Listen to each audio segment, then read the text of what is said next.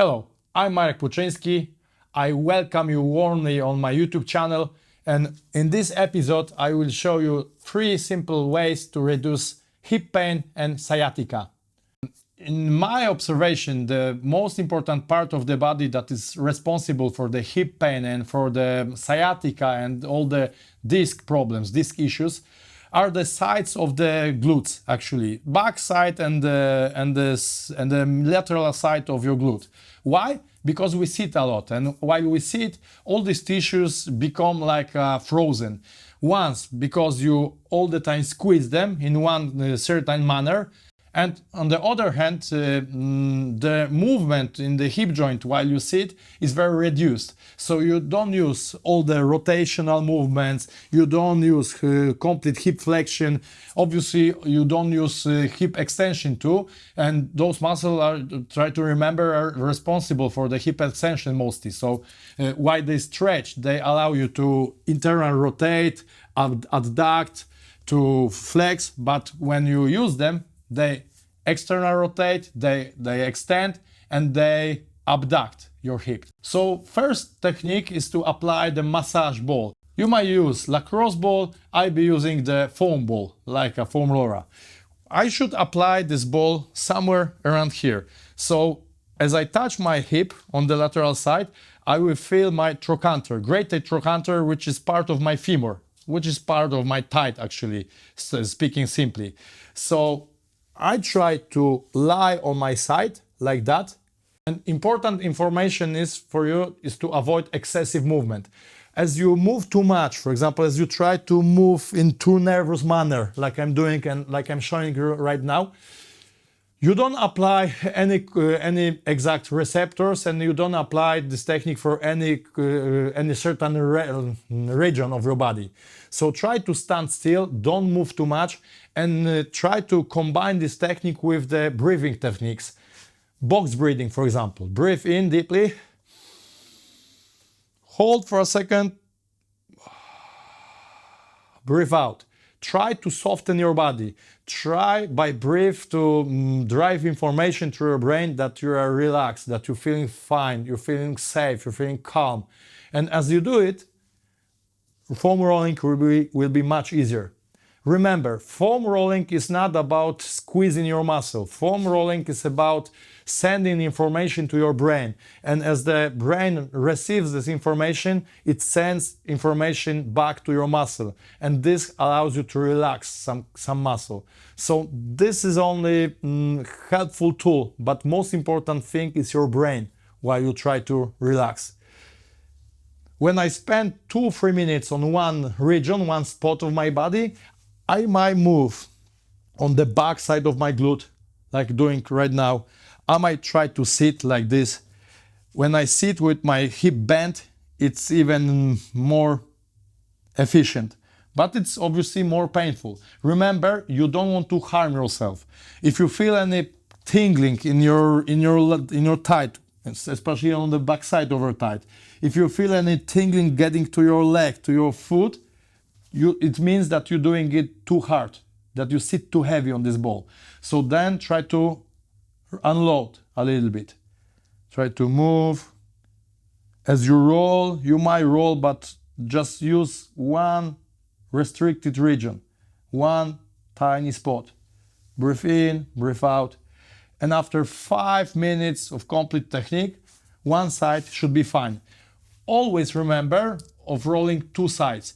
It doesn't matter if you feel pain only on one hip. It is very important that one side of your body might provoke symptoms on the other side of your body. So you never can be too sure if you have pain when you have pain in one hip, maybe it is caused by the tension on the other hip. So always use 2 sides. Okay, I done my foam rolling. Right now I move on to stretching.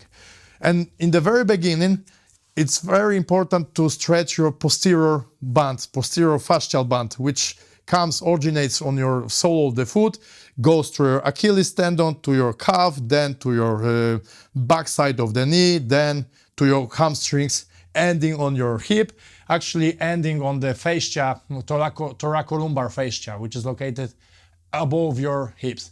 So In the first manner, you try to extend whole lower extremity, as you see, right, what I'm doing right now.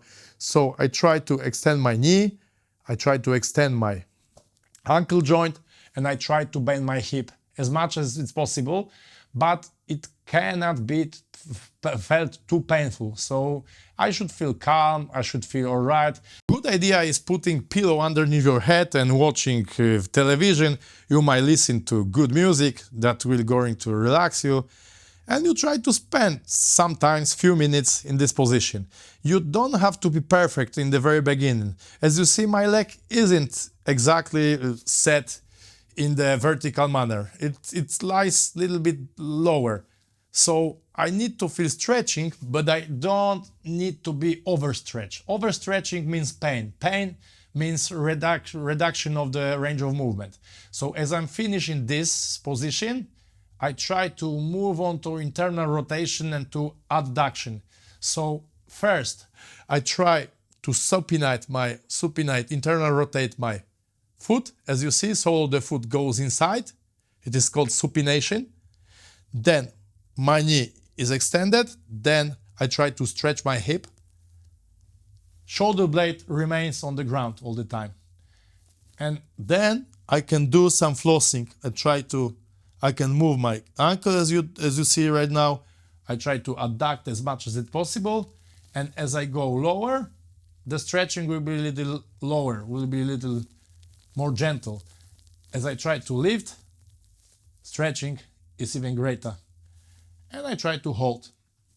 Hold thoracolumbar fascia, hold back of the hip, all this external rotator of the hips, all the posterior band, IT band, everything gets stretched in this position.